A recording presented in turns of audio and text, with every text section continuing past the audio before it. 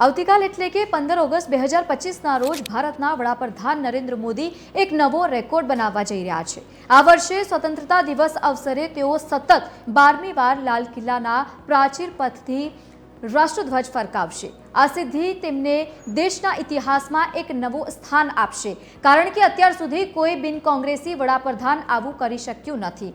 નરેન્દ્ર મોદી 2014માં પહેલી વાર વડાપ્રધાન બન્યા અને ત્યારથી જ દર વર્ષે લાલ કિલ્લા પરથી તેઓ તિરંગો ફરકાવે છે અને રાષ્ટ્રને સંબોધિત પણ કરે છે। આ વર્ષે 2025માં તેમની શ્રેણીને 12 વર્ષ પૂર્ણ થશે।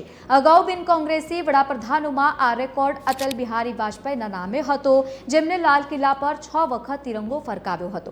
પંડિત જવાહરલાલ નહેરુએ સૌથી વધુ વખત તિરંગો ફરકાવ્યો છે। વડાપ્રધાન નરેન્દ્ર મોદીનો આ રેકોર્ડ ફક્ત આંકડાઓનો ખેલ નથી, પરંતુ તે તેમના લાંબા કાર્યકાળ અને રાજકીય સ્થિરતાનું પણ પ્રતીક છે। આનાથી તેઓ સ્વતંત્રતા દિવસે લાલ કિલ્લા પરથી સૌથી લાંબુ સતત ભાષણ આપનારા બિન કોંગ્રેસી વડાપ્રધાન તરીકે સ્થાપિત થશે।